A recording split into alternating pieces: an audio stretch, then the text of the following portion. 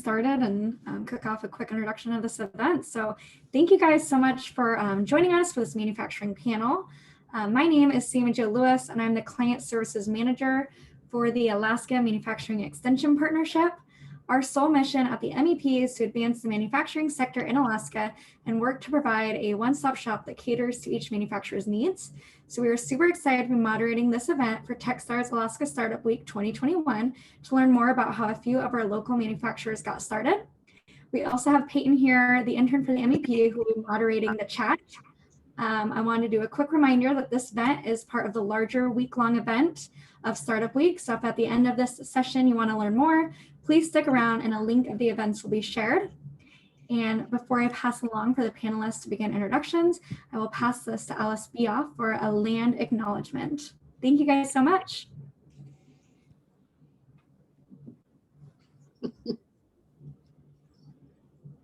You're on mute, hon. Unmute. Oh, there you go. Thank you. Hello, everyone. This is Alice. I'm calling from NOMAR, and I would like to say good afternoon first and foremost, and good to see everyone. But before we get started, we would like to respectfully acknowledge that I am calling in from the land of the Sitnasauk people and to pay our respect to the elders, both past and present. And because we're all joining together virtually from different parts of Alaska, which is exciting, I also invite you to share the land that the people you reside in the chat if you would like. It's optional. This is new, so we live in a new day and new age with technology. And we do this to remember and honor those who have been here before us in a respectful and good way. So welcome to everyone. And I also understand that I'm the first to introduce myself, right, Sammy? Yes, please, Alice. Thank you. Okay. Thank you. So again, my name is Alice. I'm Inupiaq from Koyuk, which is a small rural community in Northwest Alaska, but reside here in Nome, which is the hub community in the Bering Straits region. I'm the owner and founder of Nautic Gear, and I have been in business since 2018. At Nautic Gear, we offer garments that are inspired by our beautiful traditional kuspuk or a titluk, but we use technical fabric and modern fabrics to make these beautiful garments. I consider Nautic Gear to be in the pre-ROI state. We're slowly building and growing capacity, so we're super excited and slowly growing. So that's who I am, where I'm from, and what I do. And look forward to the discussion today. Thank you so much, Alice. That was such a great introduction.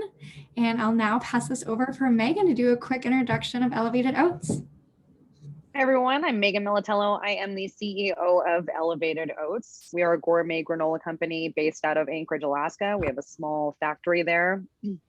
We started under cottage food laws in August of 2019, getting a factory after that in 2020, and really focusing on being a wholesale manufacturer of granola. I would say that we are also pre-ROI. It's definitely a lot of work, but we have been building the brand, which has been really great. And now hearing from a lot of people that are just like, oh, I see Elevated Oats everywhere. And that's what we're trying to do. We want to be the granola company in Alaska. So thank you. I love that. Thank you so much, Megan. And how about Samson with Arctic Manufacturing Services? Hey, so I'm Samson Sheperd with Arctic Manufacturing Services. I started this business about 1.5 years ago. I'm a mechanical engineer that was born and raised in Alaska, went to school on the East Coast, came back, and have started an engineering company that also does small batch production. So I kind of try and bridge that gap between an entrepreneur and their tangible products. So I've got some machining capabilities as well as general manufacturing. So a little bit more on the service side as opposed to a goods-based business. But I did come out with my first widget this summer, actually, which is a Nordic ice skate that I sell under Ermin Skates. And that's me. I'm a company. Perfect. That's awesome. Thanks so much for sharing, Samson. And Jenny with Sipping Streams Tea Company. Hello, my name is Jenny J, and I'm out of Fairbanks, Alaska. I'm the owner and founder of Sipping Streams Tea Company. We have been in business for almost 15 years now. So January will be 15 years, and we specialize in hand blended teas, and we do all of our own manufacturing of our tea products, including our own compostable pyramid tea bags. We're the only ones in the state that do that. We have a whole line of honey. So we also produce different honey products like bee pollen and creamed honey. And we also have our own kombucha that we've been making for 15 years, but we just actually started launching it this past month in cans. So even though we've been making it forever, we also are a restaurant and a store. So that's kind of how we started. We were pretty small, and we're definitely in the scaling phase. And we just started the first ever geothermal tea farm in the world, and the only tea farm in Alaska. So we actually grow our own Camellia sinensis plant. Wow, that's awesome. Thanks so much for sharing, Jenny. And then last, we have Kate with NOMAR. Can you do a quick introduction, Kate? If I can make this work, yes. Can you hear me? Yes, we can. Okay, all right, excellent. Well, I've been in business longer than you ladies have all been alive. I started my sewing business on the kitchen table in 1976. Been in Homer since 1978. And basically, I was a girl with a sewing machine in Alaska, and the products we make are things that are unique for what Alaskans need, and being able to listen to the fishermen, listen to outdoor people, what they needed, and being able to develop items of clothing and travel bags and you know, what everybody knows us for is the commercial fishing gear. The NOMAR brailer bag totally changed how Alaska fishermen process how they handle their fish. And so if you are a salmon fisherman in Alaska, chances are you're in a NOMAR, you're fisher in a NOMAR brailer bag. So been at it a long time, definitely in the next generation. I have 2 adult children who own the business now. And so they keep me around as the founder and the storyteller and historian. But it was absolutely impossible. You now have the internet. I had a telephone. You now have the social media and the website. We were very forward in 1998 with dial-up, but we did have a website. And so, you know, I'm happy to sit in just because I've been at it a long time and know it's never going to be easy. But if you have a passion and you're willing to put in the time, there's really good need for Alaska-made products. That's all there is to it. And it's recognized. I probably had one of the very first Made in Alaska certifications. I got it in 1982, and it was the state was offering it up, but there were no labels. I had to hire somebody to design me a label. And so anyway, some things have been solved in those years, but the challenges are still real. Yeah, no, absolutely. Thank you so much for being here, Kate. We're super excited to have you. and hear kind of more about how you got started. And so you guys have heard from our panelists. We're all super happy to have you here. We did want to kick it off. If there's any questions from the audience, kind of roundtable, you guys can ask general out to everyone, or if you have specific questions for anyone that you just heard from, please throw it in the chat or unmute yourself and ask away. We're here to learn about how they got started and their successes and failures, how they might have pivoted in light of COVID. So any of those questions, please feel free to unmute and ask yourself. And if not, we've got some curated questions, kind of kick off some conversations.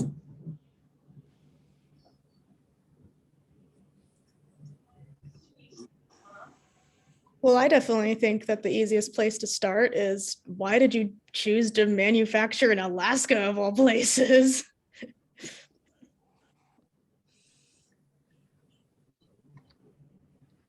All right, who wants to tackle that question first? I guess I'll go for it. Just yeah, just to get it off the table here. I am offering manufacturing in Alaska as a service, I guess, because there's not a whole lot of manufacturers here. So if you want things manufactured, it seems like you got to go out of state, or you're playing with some pretty big players. So if you want smaller batches of stuff made, or if you want something prototyped or something like that, you got to go out of state for that right now. And so kind of why I decided to offer that service in state was simply because there seems to be a need. Yeah. Is it just the same process? Absolutely. Thank you, Samson. Anyone else want to say why they chose Alaska to manufacture their products or services? I wish I could answer that one. This is Alice. I actually, to let everyone know, I actually have our garments manufactured outside of Alaska, but I design and own the products here from Northwest Alaska. So, but we're definitely keeping an eye open for possibilities of looking for a manufacturer here in the state. But the reason I chose the company that I'm working with that's outside the state, number one, it's US based, of course.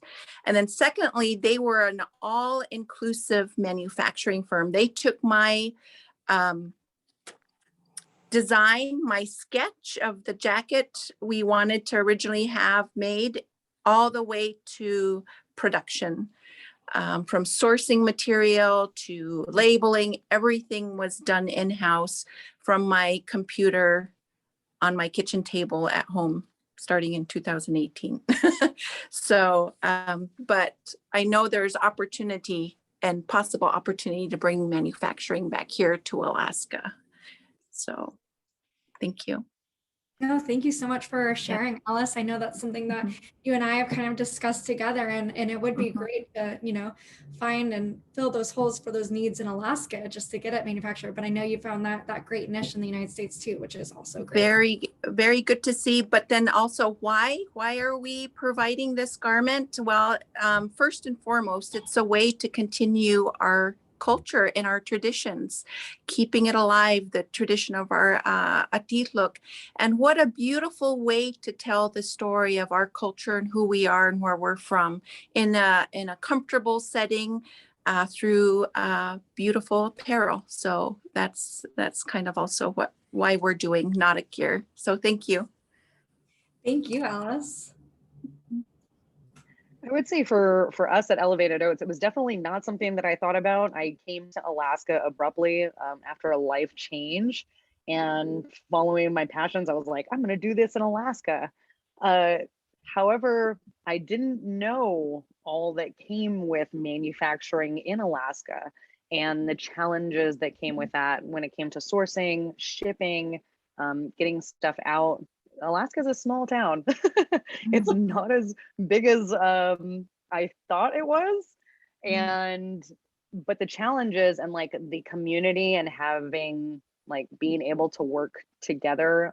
I know that like Heather's Choice, Alpine Fit, a few of us from the outdoor industry have gotten together just to see if there's something like how we can approach these challenges and hopefully work together to solve those problems too, versus just being one business owner, trying to collaborate, just like the MEP, getting all of us together and being able to discuss these things so that we can see if there's something more efficient or better for us as manufacturers. Right. No, absolutely. And Megan, you kind of just kicked it off great for like the next point. Do you want to dive in a little deeper of what the biggest challenges? I know you kind of touched on them briefly. You face as a manufacturer here. Yeah, I would say it is shipping. I feel like a lot of people are going to say this, but shipping is definitely a challenge. I think just for a pallet of oats for us, it's like 25% of the cost is shipping up the pallet. So trying to figure out ways to get our product out of state, sourcing our ingredients to come in state, what can we use in state so that we're not going out of state for things too, has been a challenge. Thank you so much for sharing. I think everyone probably on this call could agree that shipping is definitely one of Alaska's biggest challenges for manufacturers, for sure. Does anyone else want to hop in and might share what some of their challenges are that they face, and maybe have different ways that they've pivoted or how they've tried to overcome some of those challenges? So one of our things is, again, like supply. So for us, like our tea canisters, which for years we're in our scaling phase, and we're going to be working on more eco-friendly products, just because in Alaska, you know, things come here and things don't leave. And I was already talking to my husband for actually a couple of years now about rebranding how we make our canisters. And with COVID, it really brought to light, like, hey, we're already at this capacity of scaling. So why don't we switch our canisters to more of an eco-friendly, all customized, branded for us, like the whole entire package, which I love designing products. So for us, it actually has brought to light, like, this is go time now. This is like, because you can't get these stock canisters and your supplier is not willing to even place the order for the shipping container of it, well, be scrappy, get whatever you can, make it work for now. But now is the time to phase in that new product design and just completely revamp the whole image and what our loose leaf teas come in. And I mean, we already have the income, we have the revenue to do that. What's the problem? There's no problem. Like, let's just do it now. And so that's really interesting because, you know, having to pivot, it was like, you don't have an excuse anymore. It's time to do this.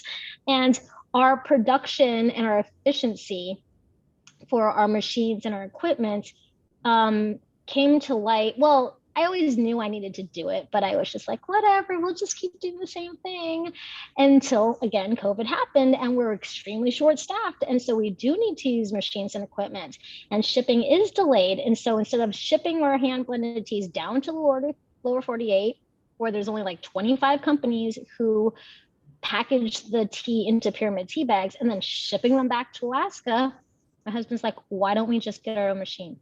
Like, let's crunch the numbers and see how much money you will actually save, and not just that, time.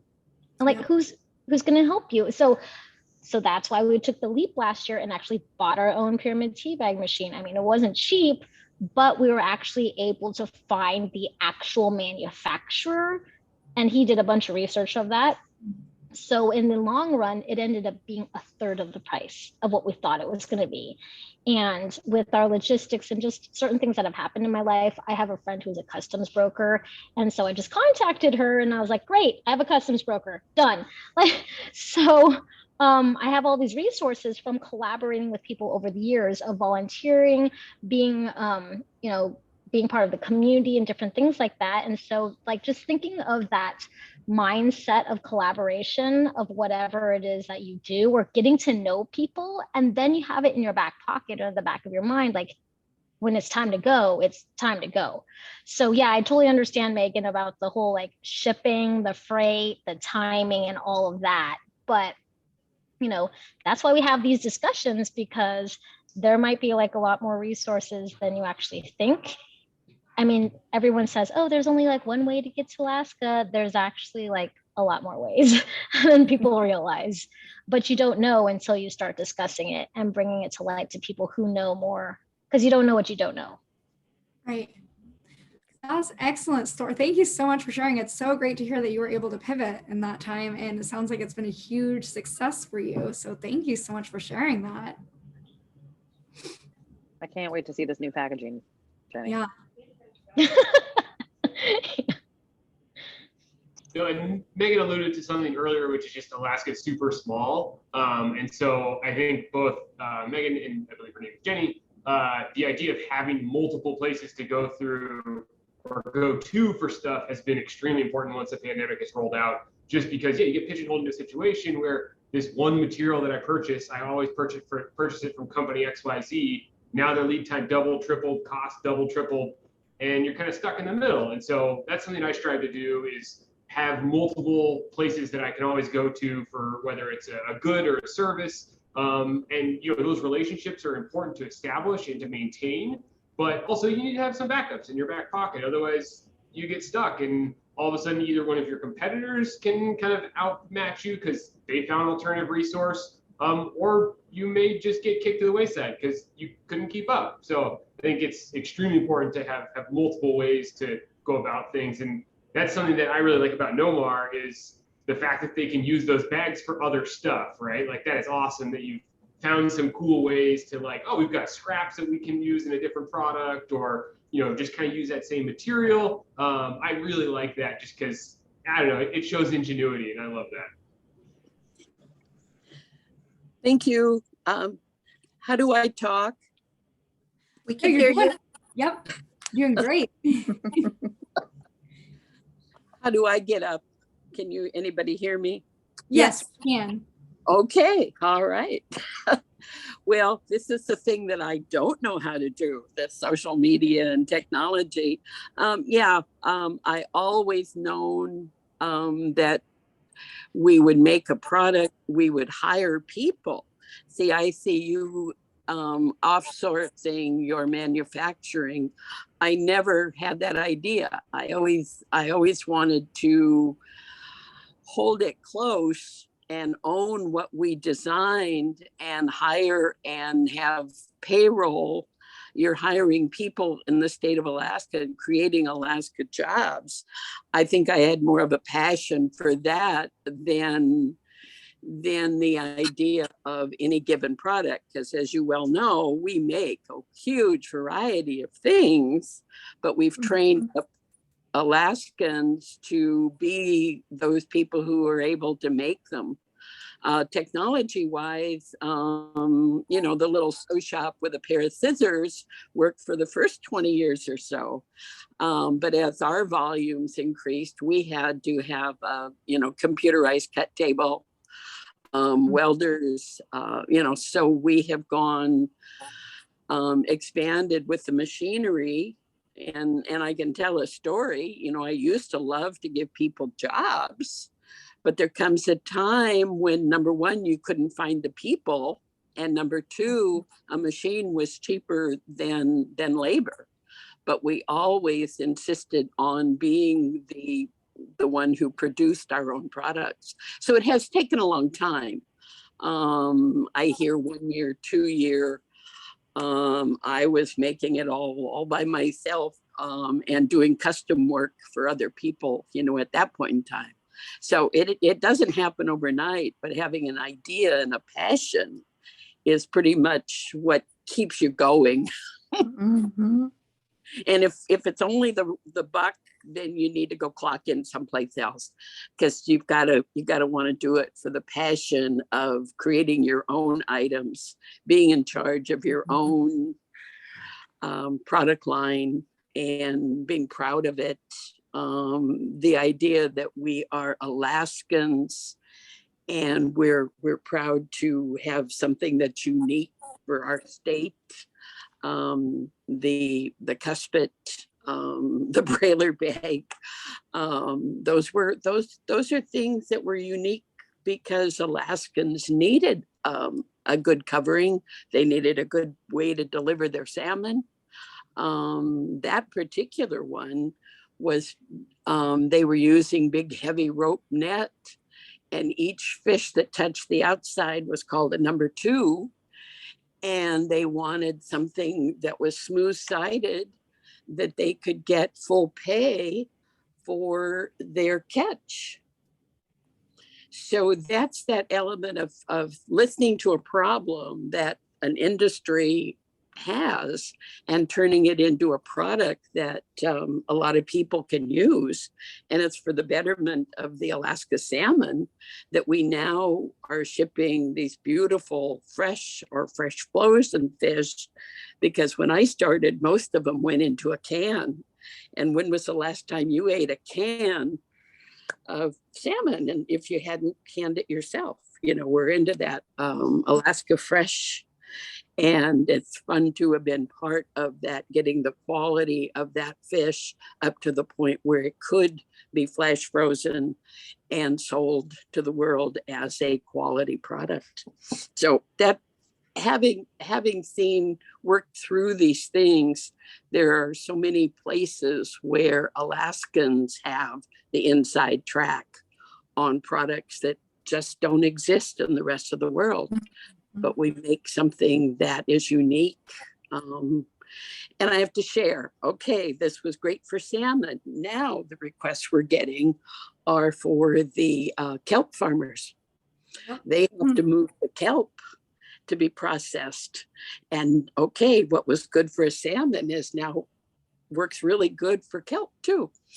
So your industries evolve as new ideas and new products come along. And being able to be a manufacturer where you can control that and get that product out is a whole nother story, because then you're hiring people, you're training people, you're running payroll, a few more challenges than, oh, here's my design. But you start with an idea and you start with the design. Mm-hmm. So. Right. No, and thank you so much for sharing. And that's so true that you kind of watching it grow and like turn into, I think, I mean, I've only been with the AMP for a couple of years, and kelp is definitely booming right now. So that was funny that you mentioned that, because kelp is becoming a really big thing lately. And it's another Alaskan product. Right. Right. I'm not sure if you guys can see, but I know Sarah threw a question into the chat, so I can read it off and see who wants to answer this first. But what do you think manufacturers' role for the future growth of Alaska's economies or workforce development trade skills? I'll pop in and explain a little bit. The question came up when, Kate, you were talking about how like your interest was always creating Alaskan jobs. So it wasn't necessarily even about manufacturing. It was about helping Alaskans solve their problems and then also create jobs for those people. So I was wondering if anyone else had a perspective in that regard to, you know, what do you think like your specific role will be for even just like your own community or even your own industry within your community or manufacturing as a whole? Like, is that going to continue to grow, or is it going to, you know, change with the change of the world, or, you know, wherever you want to take the question? Well, I will take that one if you don't mind. The fact that Homer has a large marine industry, and yet our high school has one shop teacher. Getting all the way through the state finally has a workforce development kind of thing where they're trying to get the workforce up and trained.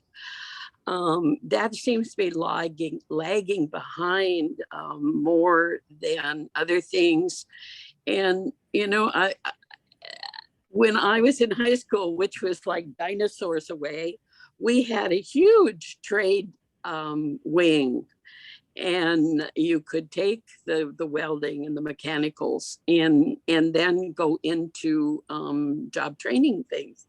And somewhere along the line, the country decided that everybody needed a degree in something, and they quit teaching the practicals. And so in my mind, it's getting back to the point where everybody is capable of a job and having pride in whatever that job is, and not, oh, I flunked out of college, I'll be a nothing forever. Where if you'd gone to a trade school and you were making $50, $60 an hour as an electrician, you would be so proud of yourself. So I think that's the key of turning things around and encouraging people to train into their passion. What do you love to do? What would you do even if you didn't get paid for it? And make those the career moves that we're taking in lieu of putting everybody in the same little box. I took home ec. They don't even teach home ec anymore. But my mother was a seamstress, and I learned to sew at a very young age. But if they're not teaching sewing, and they're not teaching so many of the things that are early learning, if you will, a touch of something that might just light your fire and say, darn, I want to do that. It seems to be hard. We've got young people here and they're tickled to get to learn a skill, but they had no background in high school. And so you're really teaching from a very, very basic spot, but it can be done. Anyway, that's my 2 cents. Manufacturing, creating a good Alaska jobs. And I know the pipeline takes most of them. It's big bucks. But is that your passion to be at 40 below and shipping ice, or do you have a desire to do other things? If there were more opportunities, there'd be more people wanting to do that. Thank you. Yeah, it leaves a lot to think about. I'm interested in hearing Alice's perspective here because NOME is so much different than even Homer, obviously. Well, I love hearing the stories and how her business has grown. But I know I have a manufacturing company out of state. But with that being said, being able to offer a product from a rural community, Nome, Alaska, we definitely have our issues. Shipping is definitely way up there. And cost of energy, having the infrastructure, even infrastructure is difficult to have. Renting even space to conduct business is difficult. But, you find ways to overcome those barriers, and somehow we're able to do business out of Nome. But I also want to add, in regards to job creation, there's the traditional, creating payroll, getting people on payroll and paying for people's salaries. But there's also the opportunity to hire local businesses here in town, in the state of Alaska, to do graphic design work, to do accounting. There are so many secondary jobs that we support through our business, and I think we make an impact. But most importantly, getting to this point as a design manufacturer, planting that seed in our youth, in our rural communities, that this is an industry that's possible. You have to be creative. You're coming from a location where access to market is difficult, but we have so many wonderful opportunities now, to make an impact in other ways in our Alaskan communities, not just to, create a job, but to inspire, to plant that seed of entrepreneurship, to hire businesses, to do accounting, to do marketing, to do other things. So there's lots of different opportunities when it comes to supporting the industry in Alaska, although we don't, manufacture here specifically. But like I said, we'd love to bring it here, but right now we're just trying to build capacity so that it's possible from rural Alaska. So anyway, just thank you for being able to provide that input. Yeah, and thank you, Alice, for sharing what's going in Nome. That's definitely a good perspective to hear. Yep. Does anyone else want to jump in on that question? Yeah, I guess I'll jump in. Samson with Arctic Manufacturing.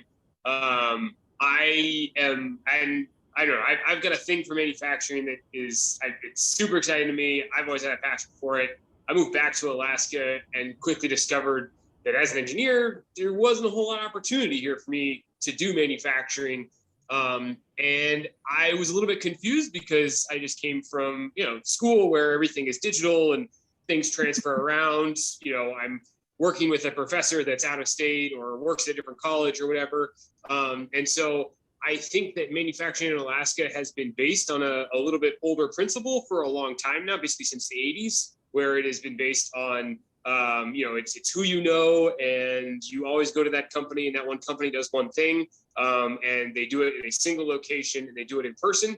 And now I open up a business, and I have a customer in Brooklyn, I have a customer up in Fairbanks, and we're able to send digital files back and forth. I can, you know, take my phone and show them, you know, hey, this is the thing we're working on. Does this make sense? And so I personally think that manufacturing has a really bright future in Alaska. I mean, I've got my kind of qualms with the economy being based on extraction. And I think manufacturing is a really good supplement to that. And I don't see any reason that it can't succeed here. You know, some of the big things that have been a concern are logistics or getting material or shipping costs. And nowadays, those are quickly becoming kind of nullified. I mean, yes, they're still a concern, but you can get material shipped here. There are multiple means of shipping things here. You can put it on a barge, you can put it on a plane. You know, there's ways around those now. And so I think our world is becoming a lot smaller. It's becoming more globalized. And I don't see any reason that we as Alaskans only have to manufacture things for Alaska. That's, you know, kind of a small economy that how you can sustain. And so I view the manufacturing in Alaska to start to grow outside of our state and provide that service and provide our goods outside of the state, just because we are so connected nowadays. Absolutely. Very true. And I think one of the things is that when we think about manufacturing, we think about all the logistics of things. And the culture and the community to come to Alaska or to stay in Alaska. Like, I went to college, I'm an immigrant. I'm the first person to ever graduate from high school for my family. I have 2 college degrees. Those careers before I went into entrepreneurship, and my parents were entrepreneurs, and they told me, don't ever be an entrepreneur. It was highly discouraged growing up. And so, and maybe I'm like, I already worked in physical therapy. I did it, checked off, you know, the boxes. And that, so I went to school too, outside of state. The reason why I didn't want to stay out of state was because I love the community. Come and go. There's all kinds of people who come into our state. They have that, like, that draw to that. I live in a place where it gets 60 below, and I came back, you know. So, but the thing is, though, like, I talk to my, do you ever want to move outside of Alaska? And he's like, no. I'm like, good, because I don't want to move. I lived out of state, and I know everything. Like, my business would excel in Portland or in Seattle, but I don't want to live there. And why would I give to my community here and to our state with my products, with my services, with my passion? Why would I that I love?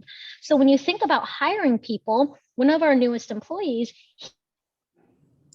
from Alabama, he worked in after high school, out of school, he worked for Honda companies, and that's what he worked. And so when he came and applied for us, he was like, I know, like, where I'm from, we don't have opportunity for like adventure and then having a home life. But like, you're always educating me about the community and giving back to the community and being involved and and the culture, and this just seems so amazing. And that's what we can do. Manufacturing in Alaska, pretty soon it's not going to be, I mean, the more that we promote manufacturing, the more it's going to be normalized, and hopefully, because more of it will be coming in and out of the state, is that it will hopefully, you know, decrease some of So you just have to think about like we founders of the next generation of manufacturing economy and our culture. And that's why we're here, is we're not stuck here. We can leave if we want.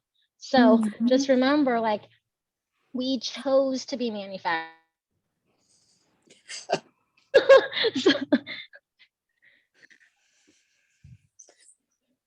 No, that is a great point. Thank you so much for sharing, Jenny. You were kind of cutting out a little bit. I don't know if you were cutting out to everyone, but we pretty much you kept coming back. So it was great. But I loved hearing how passionate you are, because it is true. I mean, you guys all, I mean, we're all, most of us, I think someone's in Hawaii, lucky, but no, we're all lucky.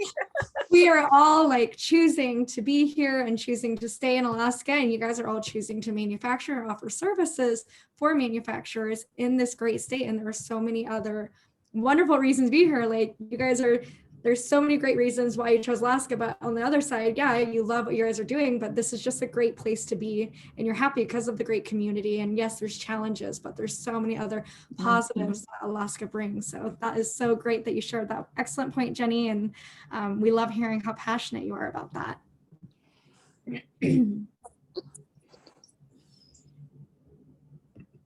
Is there any questions that anyone wanted to ask from the audience, or we'll just keep going with this roundtable discussion?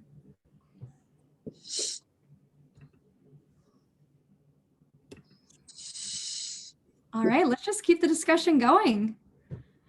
All right, so okay, I think that this is a great question that we've kind of talked about it a little bit, but not fully in depth. But how do you guys collaborate with people? I think we can all agree that it is important, but what are you guys' best ways, and how are you guys getting out there? We've talked about how Alaska's community is so strong. Is there any tips or advice you might have on there for maybe someone in the audience that, is looking to start up their business? What are the resources that you guys use to get out there and collaborate with the resources in state?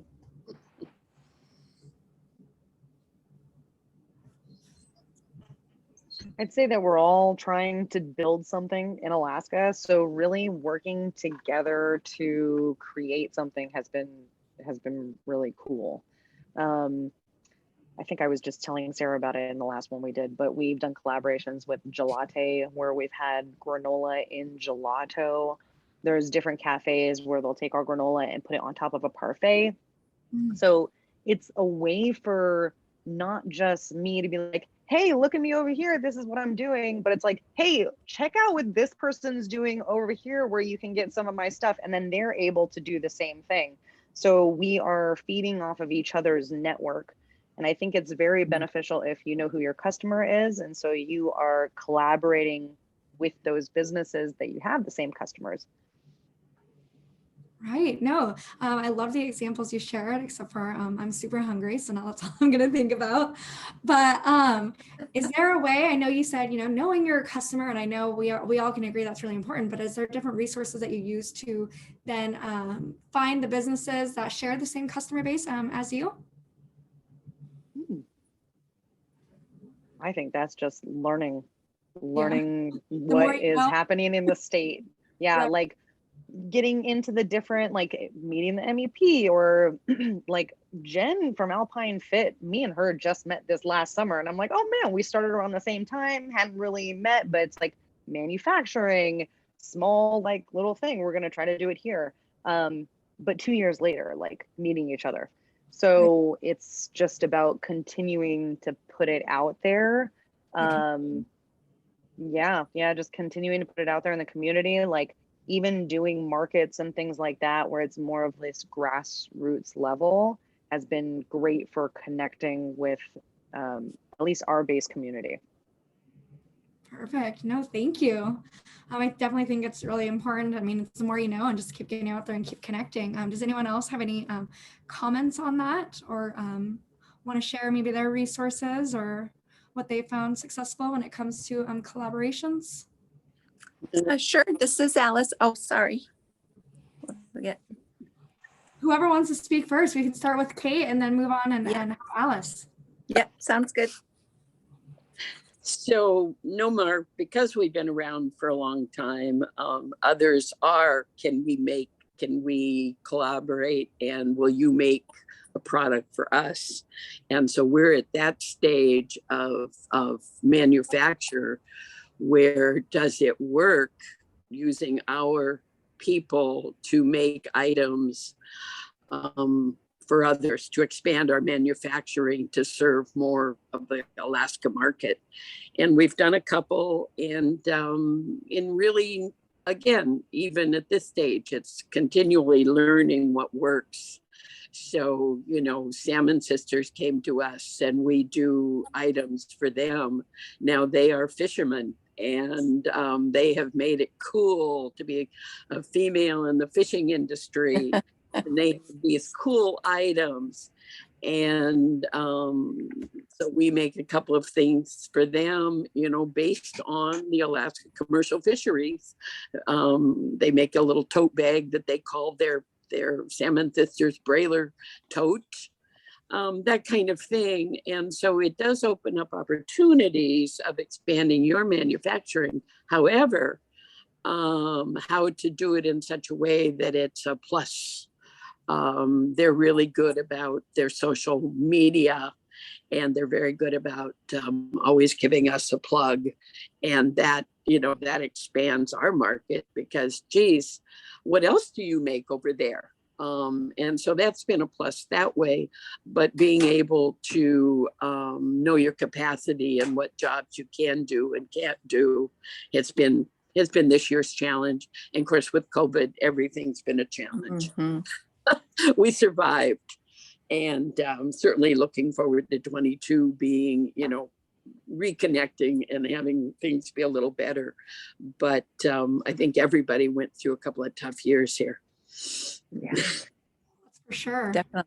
Definitely. I think even. Oh, sorry. Oh, sorry. Is Alice next? Sorry, I think she is next. No, you're good. Thank you.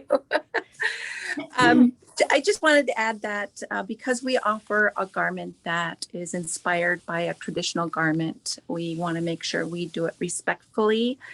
And definitely we connect with our elders in our community, and I've done that. Very important to make sure we get approvals. And also friends, family, state organizations, local organizations, definitely understanding who your market base is and working with that, with organizations like we do lots and lots of giveaways. NOME is known for fundraisers. So we support local organizations by donating garments and products for fundraisers, even at the statewide level, AFN. So definitely making those connections and collaborating that way. Definitely MEP has helped Nautic Gear, doing some research for products across the country. Definitely the Alaska Small Business Development Center and all the tools and resources that they offer. We have definitely tapped into the free business advising that they offer. Just recently, we had to put together our wholesale terms and policies, pricing, and they assisted with that process and providing input and feedback. So definitely worth reaching out and making those connections. Thank you. Thank you, Alice. And did you want to say something, Jenny? Oh yeah, I was thinking about saying, like even here in Fairbanks, like people know me as a tea specialist, and not just in tea, but like we're a restaurant too. So I'm always like interested in doing really creative recipes. So when someone's doing something with tea, they usually go, oh, you should reach out to Jenny. So here in Fairbanks, Ursa Major Distillery, they were trying to make a canned tea cocktail, and it's blown up. Like people come to our tea house all the time. They're like, I heard you have this cocktail, this, you know, this canned cocktail. I'm like, oh, whoa. We don't have a liquor license, and most of my staff are under 21. So you need to go to Brown Jug or to Ursa Major and actually get it from them. But they approached us and they wanted to use our teas. So of course I was like, I will completely help you formulate that. I mean, if you want my help. you know, is your product, but you know, if you want me to have insight and taste test and tell you how to make it, then that's our collaboration with them, is helping them create a new product. And even though they're a wholesale customer, I mean, now they're a wholesale customer, but it was just like bringing some there. I'm like, you don't want to buy it from me? That's fine. But like, I'm interested to see what this thing is. And then the same thing with Elevated Oats with Megan. She had asked me about a product too. And I was like, let me send you some samples and try it out this way and see how it turns out. Is that the new granola that you have? Yes, yes, it is. Actually, I just went to run and grab it so that I could show you the color of it because it was with Jenny's tea, and she was the first person I thought of when I was like, I want to make this happen. So good. Yeah. And so like anything that we can collaborate with and then elevate each other and do shout outs on social media and cross collaborate with. I mean, that's what I pride myself in with like Sipping Streams, is the support that we give to all of our customers. But yeah, Megan, I'm excited to try that granola and we want to sell it in our store. So there you go. It's like beautiful purple. We actually use a butterfly pea flower tea, got it from Jenny, and we steep it in our maple syrup before we put it in. So I don't know if you've seen purple granola before, but No. not that I have a good lighting Nice. here. Yeah, so it's amazing. I can't wait for everybody to try it. I just dropped it in the chat, but I do know that Megan's going to be having it at Accelerate Alaska this year, which is this Thursday in Anchorage at the Denia Center. And I'm super excited to try it. Ooh. That's awesome. I love seeing the collaboration going along already between you guys. So no, thank you guys so much for sharing. And we'll do one last question. And we actually got a question from the audience. So thank you, John. So he asked, what manufacturing opportunities will present themselves via the billions in infrastructure spending coming to the state? Does anyone want to jump in on that or have any thoughts on that? I think for me directly, like I've been trying to pay attention to infrastructure spending, but I mean, I'm just like, well, I don't know about building roads and stuff and how that's necessarily going to help me.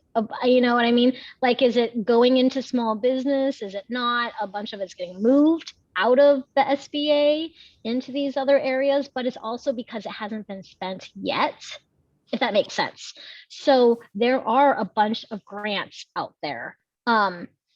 Oh, so resource for all of you manufacturers out there, go to skip.com. I think it's skip.com. I follow him on YouTube, and every single day he's telling us what grants are out there. And he gives you updates of the SBA and the infrastructure bill spending and all that stuff. And so I've been listening like every day to his reports. And he has a free app that you can download. And like, there's even small, or not small businesses, I guess large corporations who are giving grants out to small businesses, like $10,000 at a time.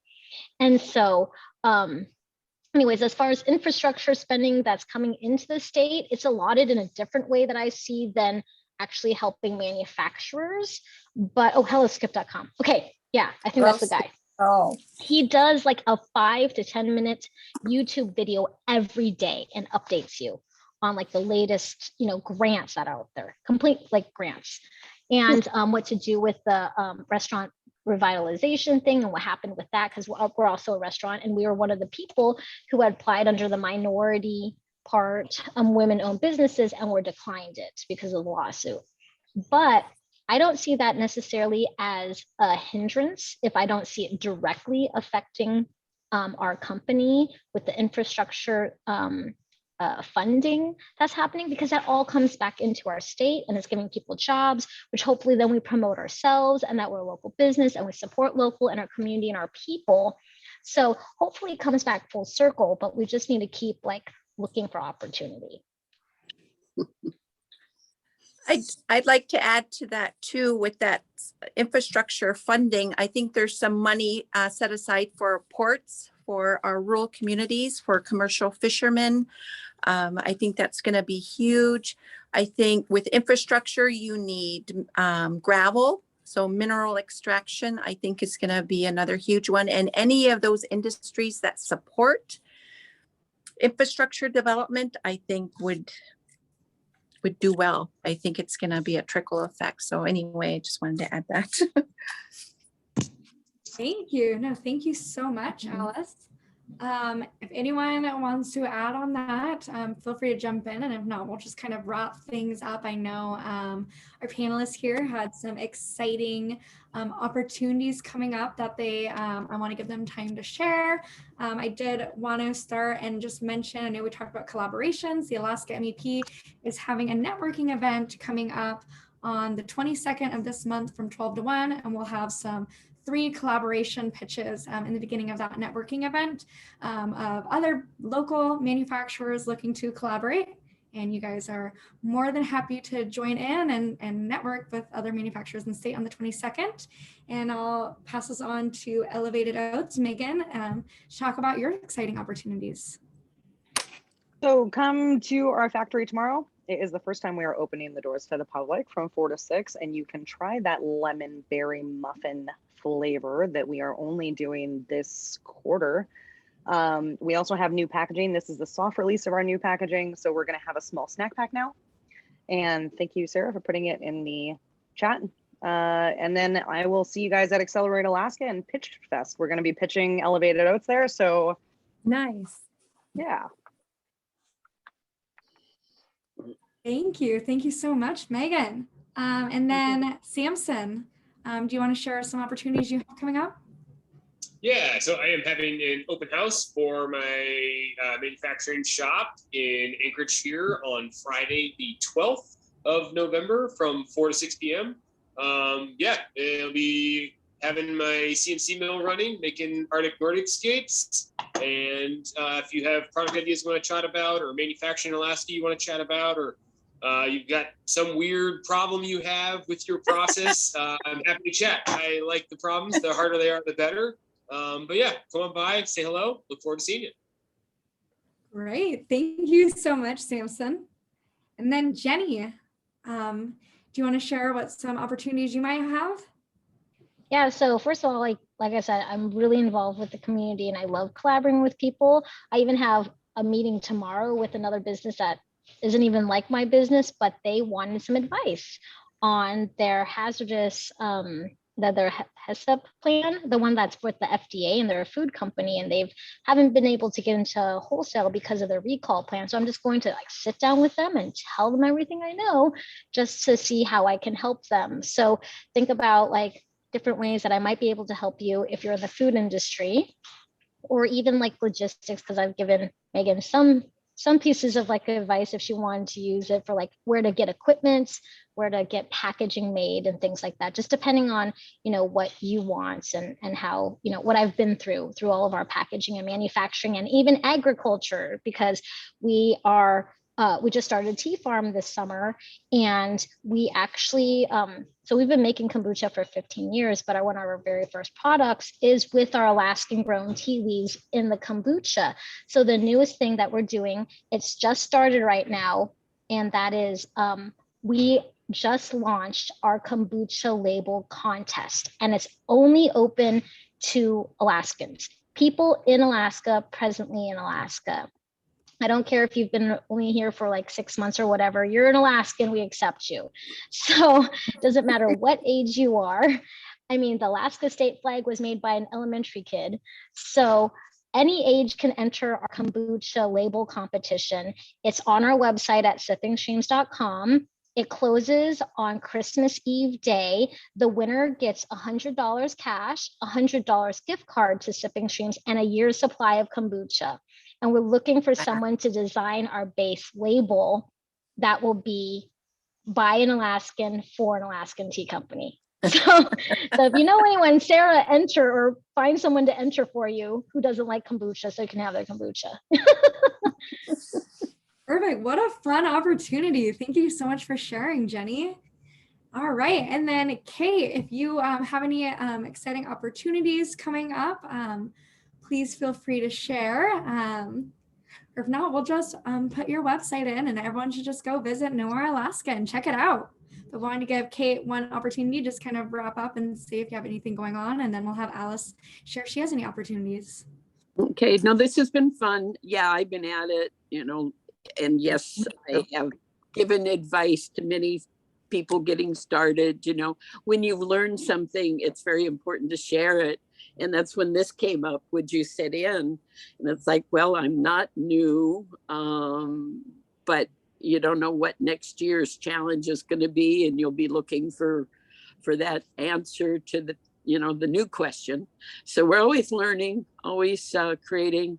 Our website is just nomaralaska.com, and you can see, if nothing else, the variety of things.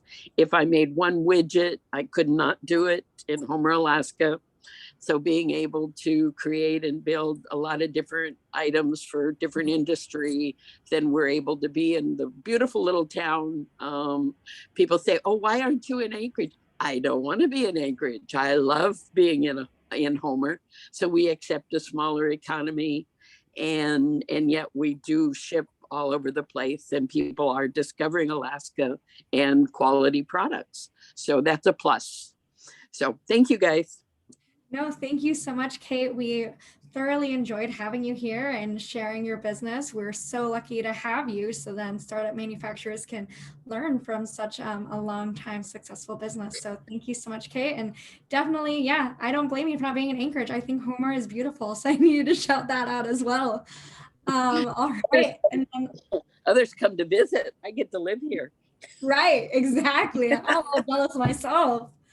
And then we'll wrap things up with Alice. If you have anything you want to say in close, Alice, and we'll pop your website in the chat. It looks like Sarah already did that.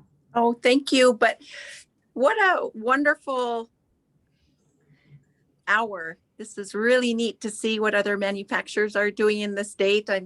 Sometimes I feel a little disconnected from urban Alaska sometimes, or down that way. But Kate, it was great to meet you too. I got your name down. I would love to chat with you if you don't mind. I actually have a sister that lives in Homer. I might fly down that way and go visit her and stop in and say hi.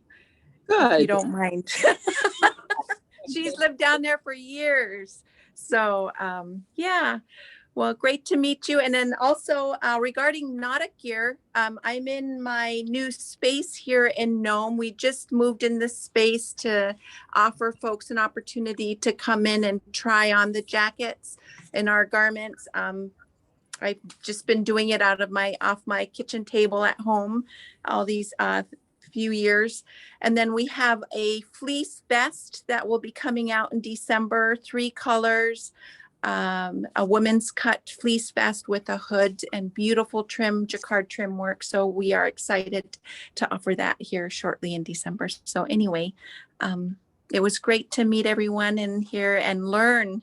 There was so much learned today. Thank you. Look forward to the meeting next week.